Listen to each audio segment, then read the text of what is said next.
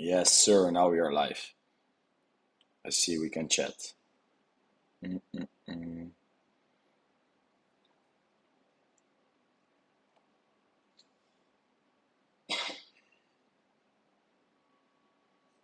Yes, sir. Now we are live. All right. I see we can chat. Wait, it's on my phone. Let's now open it on my thing. Welcome, boys and girls. Sabenza, Dylan, Billy, Pat, Ferret. Welcome. We are finally back. We have a new MacBook. That's why the screen is not like fully visible. But yeah, I don't understand OBS good. So I'll ask a friend later. But for today, we're gonna talk about supply and demand. So let me share the stream as well on Twitter. How are you guys doing? Mm-mm-mm. Let me know. The screen is good visible, right? And is the sound good?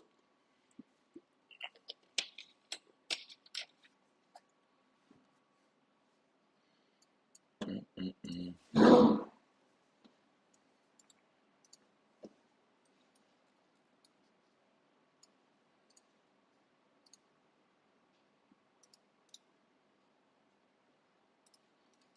Check.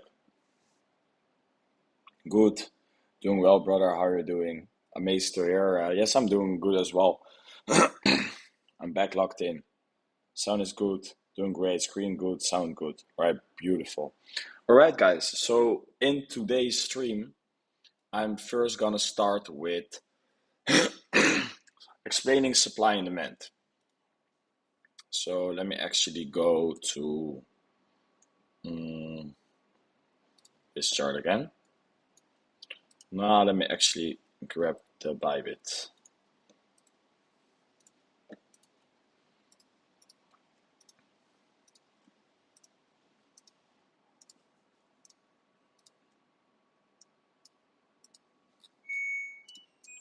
All right, guys. So damn, what is that sound?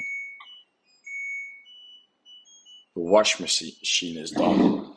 God damn.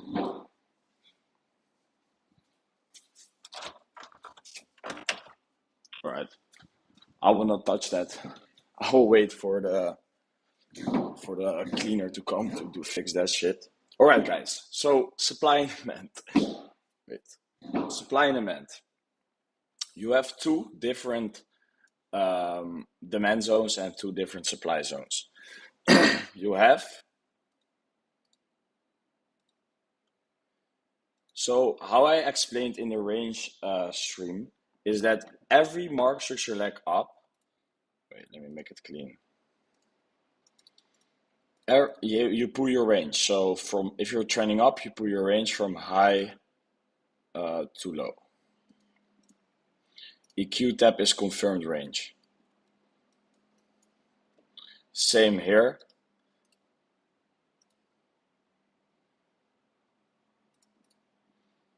Confirmed range.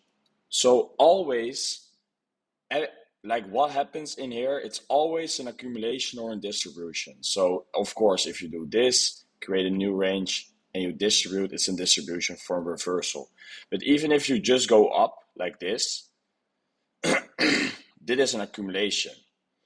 Even if you don't have a Wyckoff at the bottom, but just a range, so an initial range high, initial range low, and you just go immediately higher, it's still a range. Like positions are getting built here. People go long, people go short. So if you do it like this, that's the first demand thing, what you have. It's called range demand.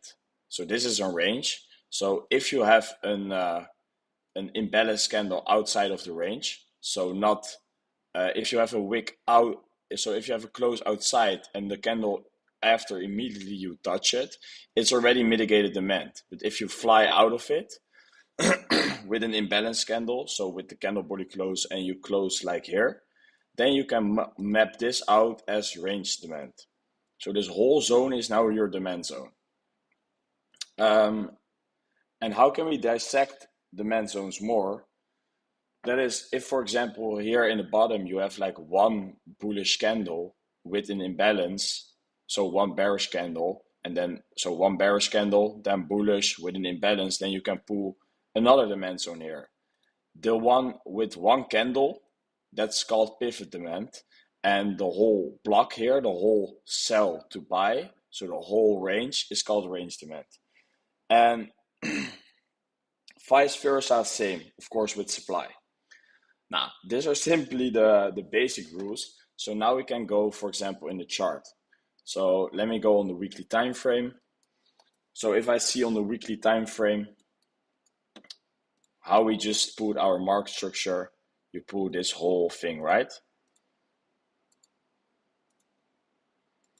And then you can say, do you see this? Yeah, you can even dissect structure more like this.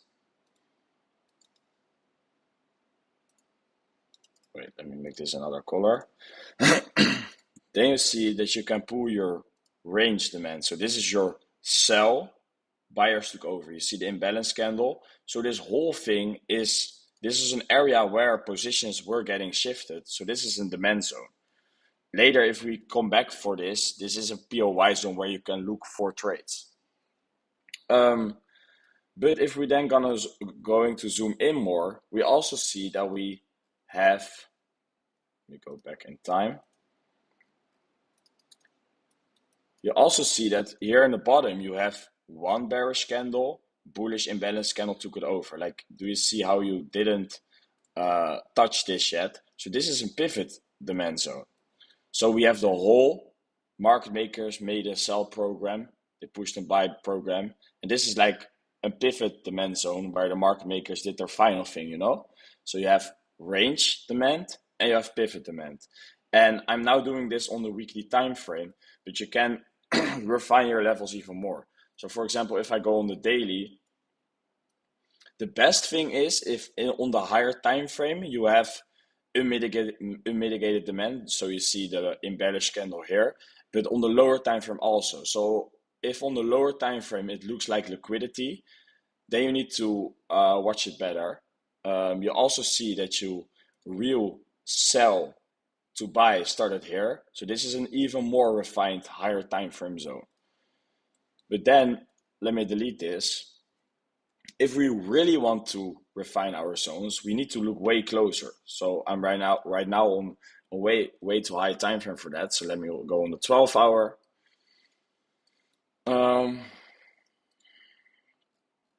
So how I just did it on the higher time frame, you can do the same here.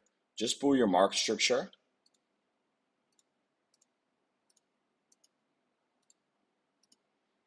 And this is a super interesting zone. So we have the higher time frame range demand here, overlapping with a mini range here, where you can see you have one bearish candle, imbalance candle took it over. So this is your pivot demand zone. This is a super strong zone.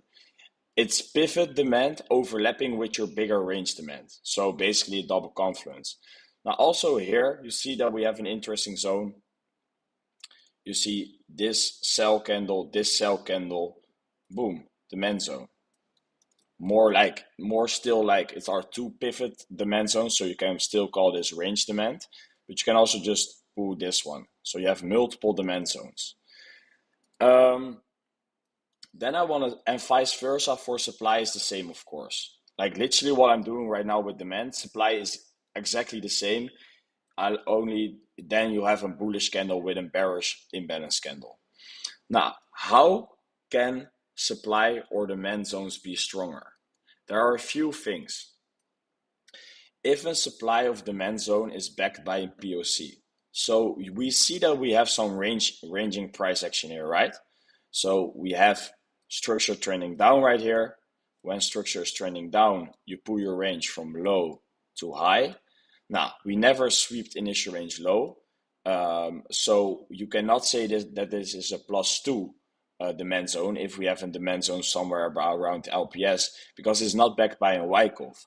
But what we do see is that we are definitely having some ranging price action here, so there is a lot of volume in this range. So then you can pull your fixed range volume profile, I always pull my fixed range volume profile from the initial start of the range till the close of the range. So this is where the range is done. The inputs I use on this shit is 368. And what do we see here? The pink line is the POC, so that's the most traded volume in this thing. We see that it's overlapping right here. So then we can go, for example, on the 1 hour and see if there is a demand zone. Hey, what do we see? You can do the same, guys, how I just did it. I don't need to do it anymore, but this is simply just structure. So this whole zone is range demand, but it's already directly mitigated here. But what do we see here in the bottom, perfectly with the POC?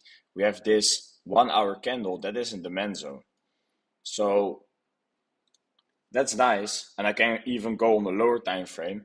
Also something, guys, on the higher time frame, most of the time a wick is also in demand zone. So that's just a nice thing. So this is a super strong zone.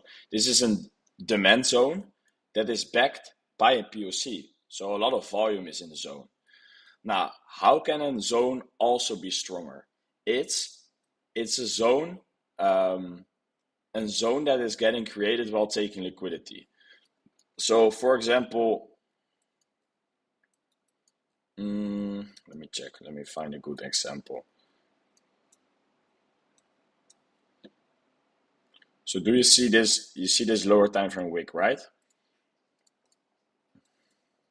While creating this shit, you were taking liquidity. So you took liquidity from this level.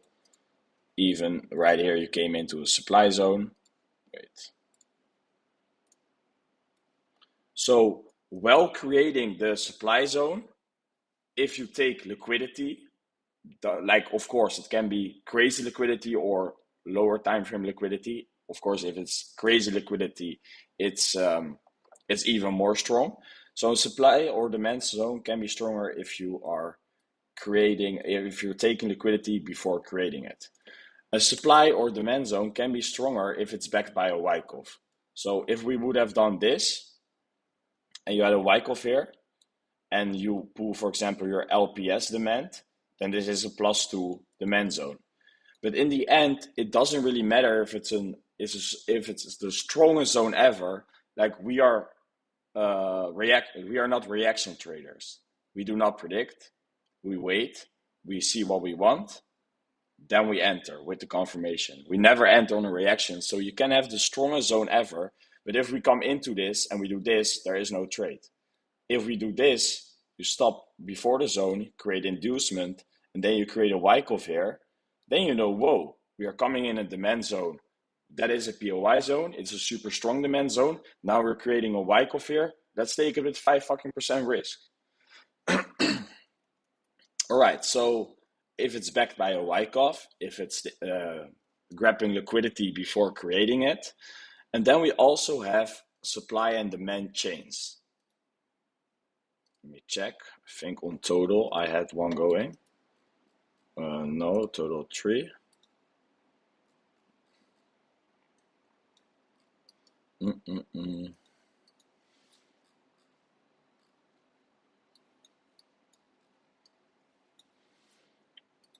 So a demand chain is, for example, if you have a 2-hour pivot supply or demand zone, and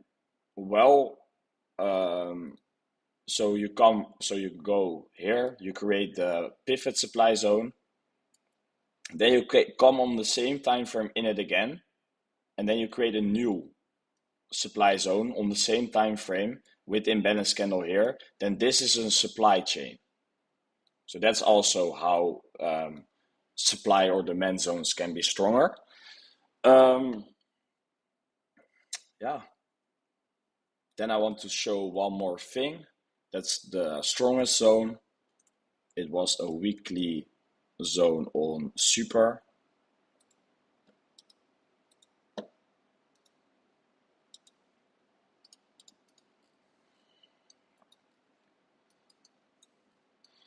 Guys, this called a D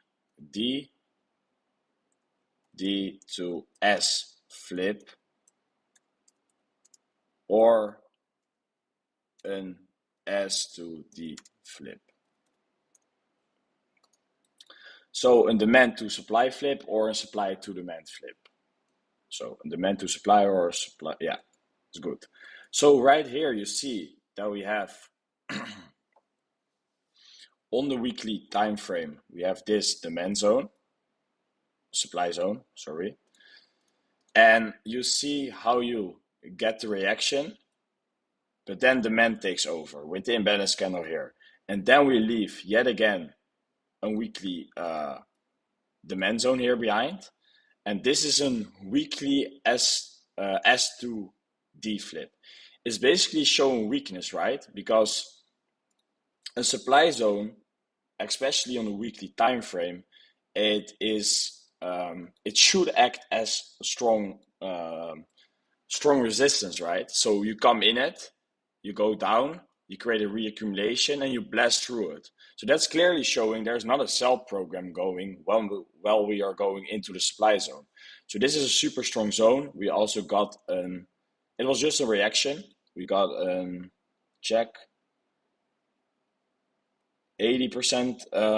Wait, let me do this. And 68% reaction on it, and S to D flips and D to S flips you can also use in your Wyckoff third leg.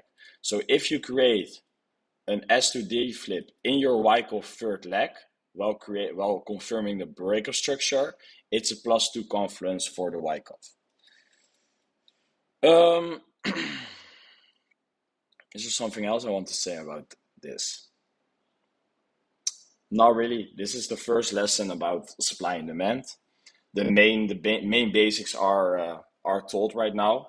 Of course, later in Wyckoff execution videos, I will go more in, which demand zone do you map out in your Wyckoff range? Which supply zone do you map out in your Wyckoff range? But for now, it's not important. All right, guys, let me know if it's clear. I've been yapping for 70 minutes. If the first supply and demand stream is clear.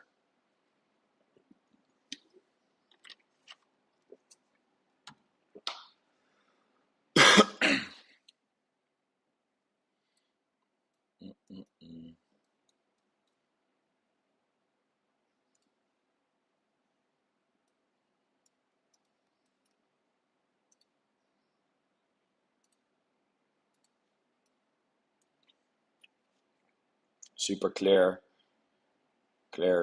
beautiful. Can you talk about how to take the wick as an S to D? Because there is a lot on the chart, but I don't know. Yeah, so wick, it's more advanced supply and demand pooling. I would just recommend go on a lower time frame and see if you can pull something good.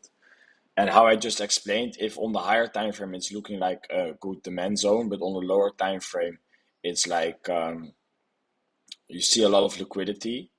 You don't like, all right, so on the lower time frame you see like a nice liquidity run up, then you only want to use a nice POI zone as on the high of the block. Like, because if you're coming into it to mitigate the demand zone and you're going here, it's not strong more because then liquidity overrules demand.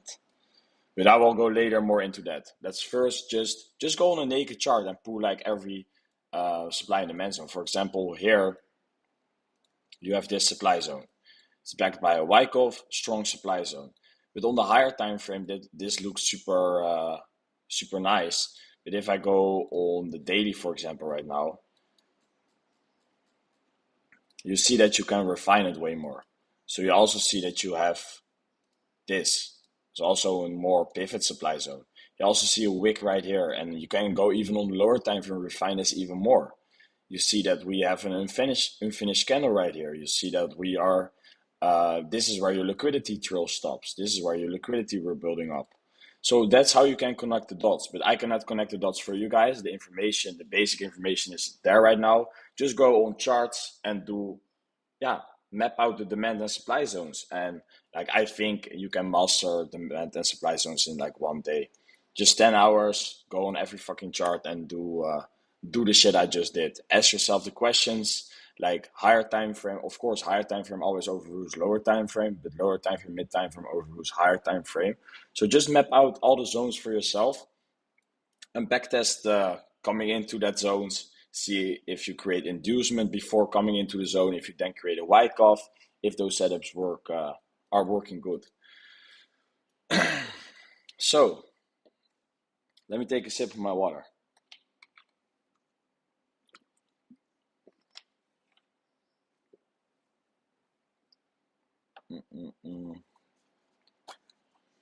All right, now we can switch to Sunday pre-planning. Let me first know, guys, is Bitcoin price action clear higher time frame wise? Higher time frame. If not, then for the culture, I will just go over higher time frame Bitcoin TA. But like it's still the same. It's already the same for the past few weeks. Nothing changes if nothing changes.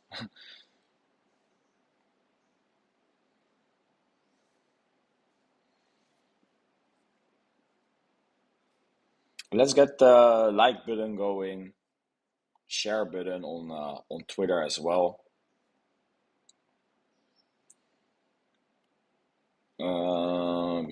Bitcoin higher time frame is clear. Okay, that's beautiful. Then I will just talk about mid time frame. So thanks for all the people that are giving feedback. So guys, if you're watching live and I'm asking something, just go for it. Say clear, not clear, because then we can quickly move on, you know. I'm here for you guys. I can do my TA in like 5 minutes, but I have to say, like, explaining your TA is also good because you will only get better if you explain it to other people as well. So on Bitcoin, we have a weekly range from this high to this low. You have also a range from this low to this high, and we do not have market maker involvement from this high to this low range, and we do not have market maker involvement from this low to this high range. So we are currently a little bit in not a high probability area to look for any longs. Basically, you have the weekly range you can call a higher time frame range, no market maker involvement, and we have a mid time frame range with no market maker involvement. So then you need to ask yourself, is this a high probability area to even look for trades? Because technically speaking, it's still valid to do this because there's a reason to take the initial point of here, but you can also do this and take the initial point of this range. And after we have the data of sweeping one of those signs, and you get, for example, a mid-time frame Wyckoff here, that's a way higher probability setup than now doing some lower time frame bullshit on here. But mid-time frame wise speaking, we are currently in the BOO LPS demand zone of your Wyckoff here. So right here we had a Wyckoff. So some confluences are stacking up. So in this pool, from this low to this high, you're basically in extreme discount. So extreme discount is basically in this area. So we are trading in extreme discount of our mid time frame market structure pool and mid time frame range, no market maker involvement. So what can we do then on a lower time frame? We can simply pull our range. So we have structure trending down. What do you do if you have structure trending down?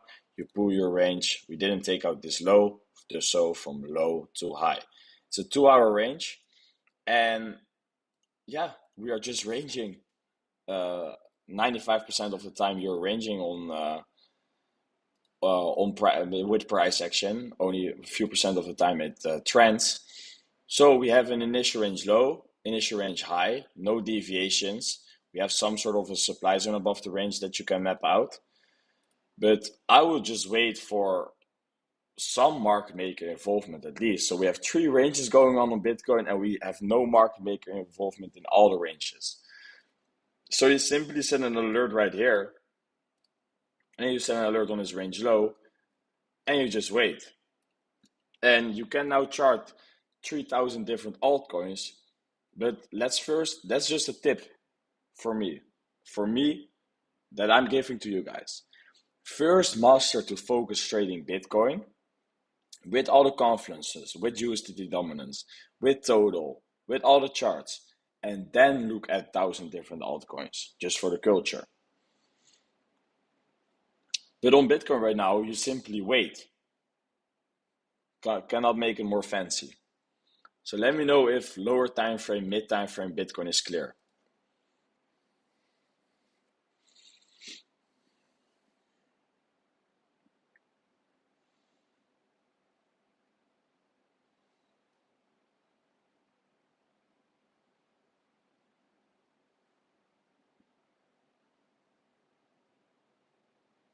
Mm-mm. You said in a market structure that it needs to be 2 candles up minimum, 2 candles down minimum. When you mapped your market structure, you did it with 1 candle down and an exception to this rule. There's no exception to the rule. There's no exception. Isn't it extreme demand still in the wick of 105 from July? Didn't it get? All right, let me see. You're talking about an 105 level. Yeah, so if we're, wait, let me hide this one. All right, guys, now we just explained the market, the supply and demand stream, right? So now I'm gonna look at this range. So you have this initial range low, initial range high, boom, got the deviation here. We got a Wyckoff here, was more advanced, was hash ribbon type of shit. So you can extend this. So this is basically your whole range. This is where the range was done. So now I'm gonna search for demand and supply zones. You see, you can make it easier for yourself to put like an horizontal line on the level you want to research. So we want to search for demand zones below this line. Now, then you do this thing and go back in time. And as I just did in the beginning of the stream, I put my fixed range profile from starting point of the range, ending point of the range. And then we see here is a lot of volume, but you also see here's a lot of volume, here's a lot of volume. You see this, let me check, I think it's a 5 minute.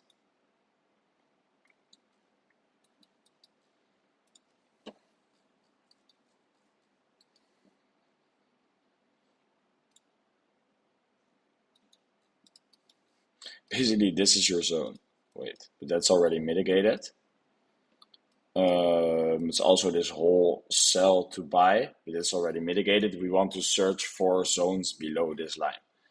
So let me now go on a little bit higher time frame again.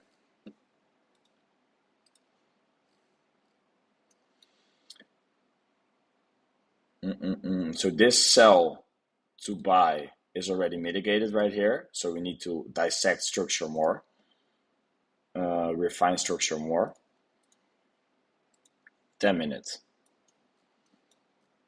And then I'm just gonna do what I just did, guys. I don't have to do it because I already see it, but you see, boom.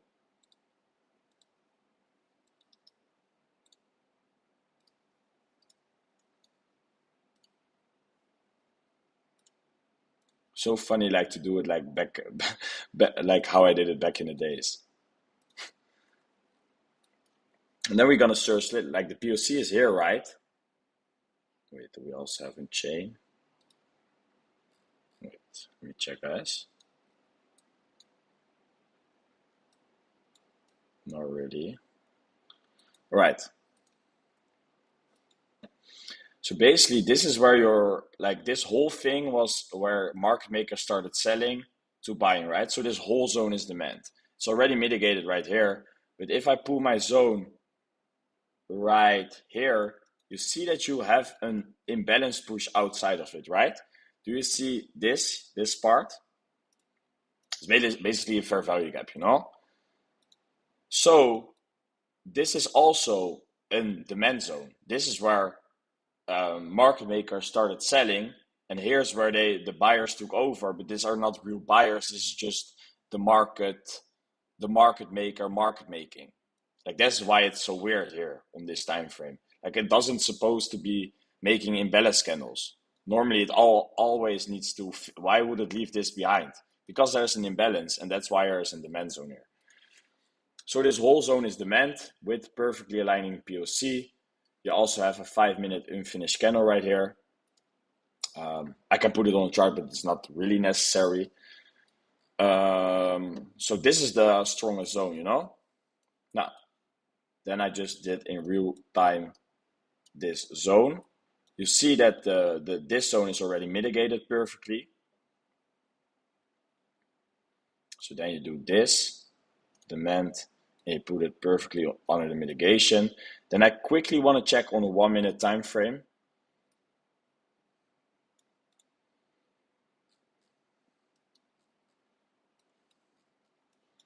Nothing here anymore.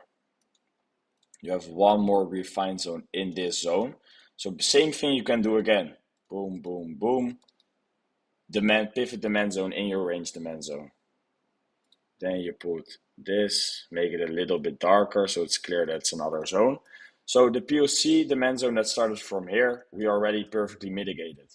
So then we need to search, do we still have demand in here? Now we are already on the 1-minute time frame. I will not go on the 30-second, that's not needed. But what do we see? This wick, how I just talked about wick demand and supply.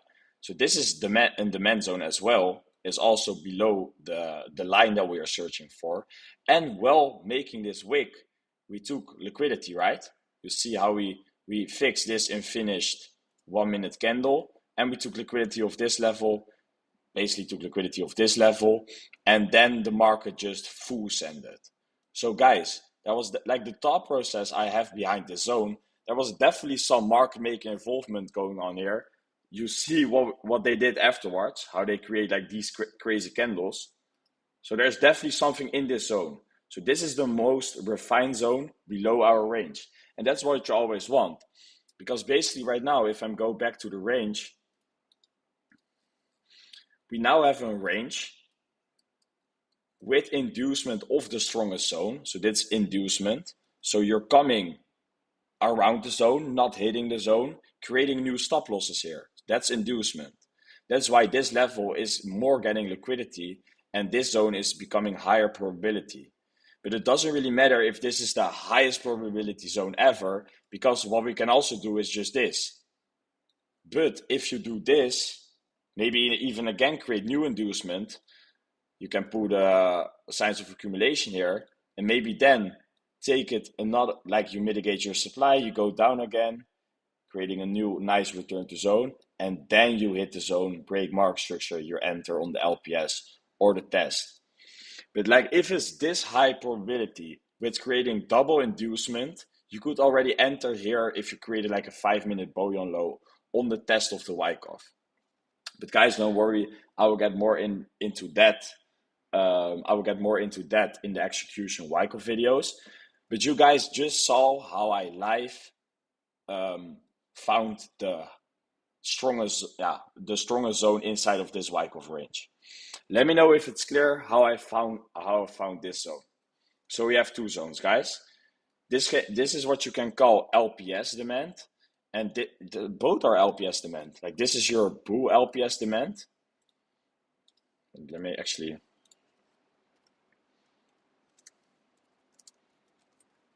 This was also your hash ribbon range, yeah. So this is your bull LPS demand plus hash. Now, then we do, if I go here, yeah, it will move with us. And this is your LPS.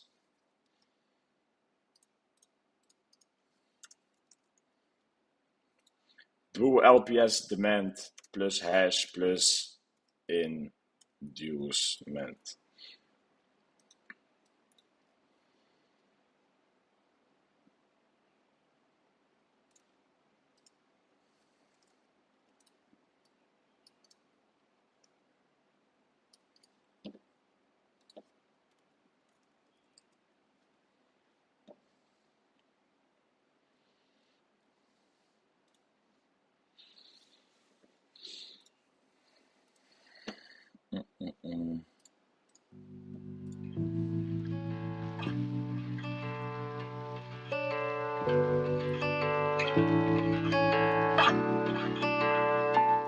Relax, relax.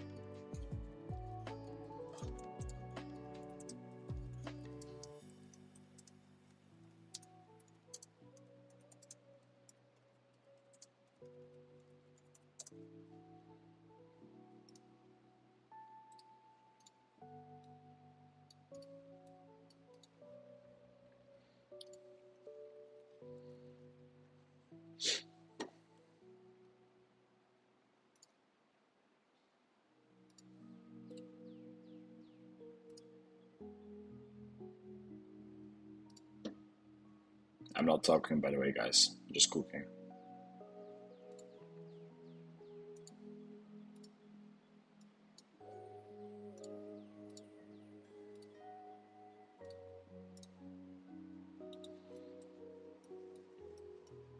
Let me know if this is clear. I just explained this whole range. I mapped out the zones. But like after the stream, go do this for yourself, you know?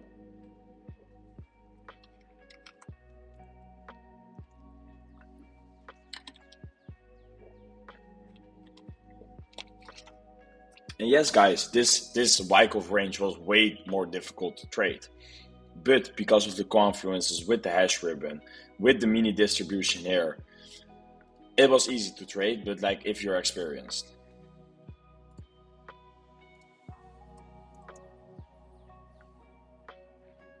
So sometimes they like to do that.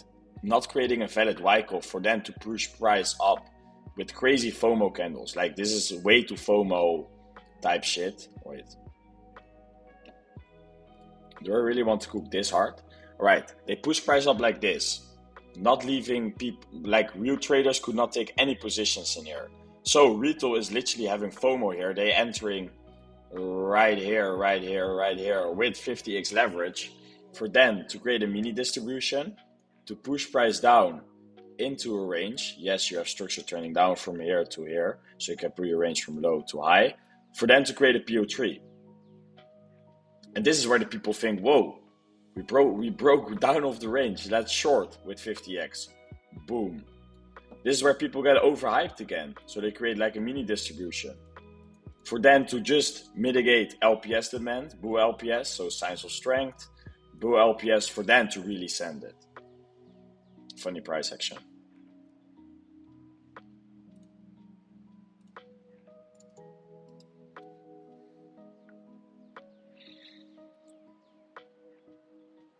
Mm-mm-mm.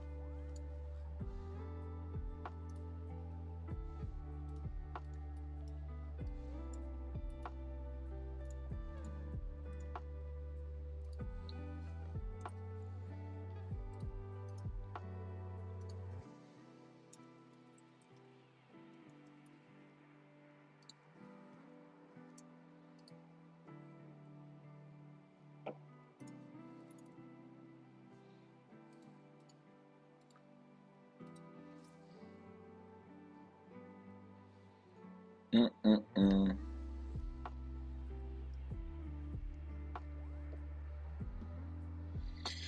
Right, guys. So Bitcoin is done.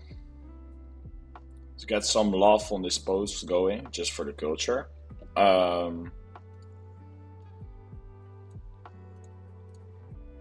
Bitcoin is done. Then I want to talk about ETH. ETH, super interested in this PO3. God damn, this price action. This range is not confirmed, guys, but this is definitely this could be one of the easiest trades of our life. If we keep this fresh right now, do we mitigate this? No. Maybe even mitigate it to this. Amazing. But we need more data. And yeah, I think everything is pre-planned right now. We can only see USDT dominance.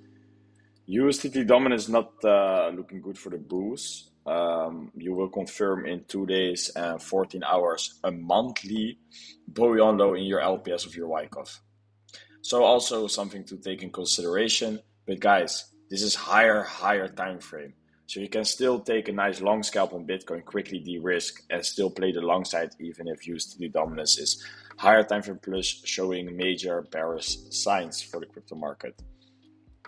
So guys, we're going live for 47 minutes. Damn, that's a long live stream. That's too long to be fair. So I might. How late is it right now in my place?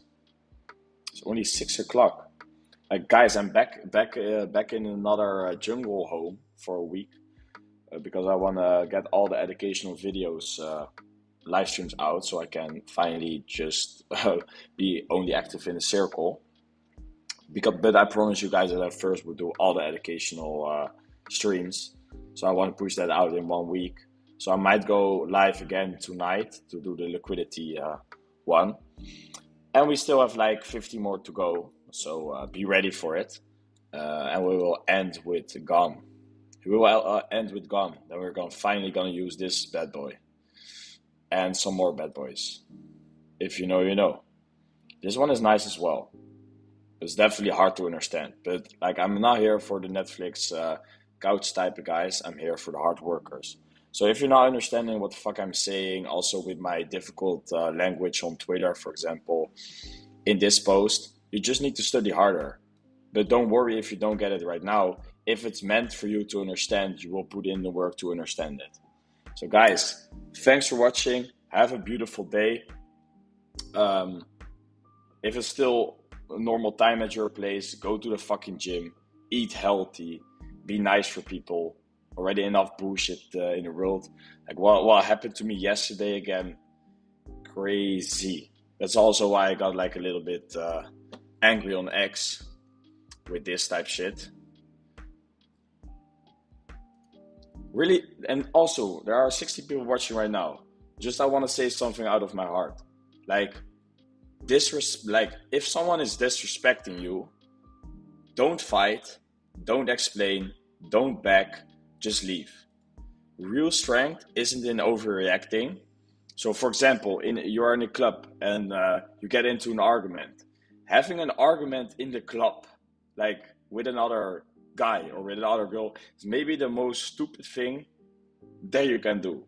There is no winning. It's only like someone will never say, "Yeah, you're right. Sorry." No, it's just bullshit against bullshit.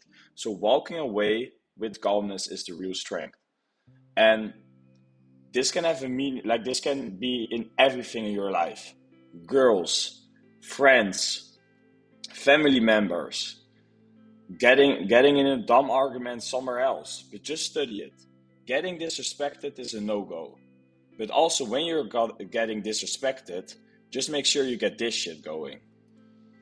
Guys, remember this. You make the own rules of your own story. At first, yes, you need to stack the undeniable proof. You need to put in the work. Play by their rules. Earn your stripes. That's the grind. But once you have earned it, once you have proven it, you make your own fucking rules. No one disrespects you. No one tells you what to do or what not to do. I promised myself 1 year ago I will never get disrespected again. And if someone tries, fine. We even go harder. Maybe not today, maybe not tomorrow. So when I say that, it's like the TikTok sound, you know? But they will feel it. Because the only real revenge, guys, is winning so big, they shrink away in irrelevance. Guys, shout out to Alex Hormozi for this one. Never go for revenge. The only revenge is so big. If you become that successful, you're not even thinking about them anymore. And that's the only revenge. Because they will constantly compare themselves to what they could have been if they would putting in the work. Guys, that was something out of my heart. Do with it what you want. Focus, put in the fucking work, go to the gym, and say to your mom that you love her. Adios.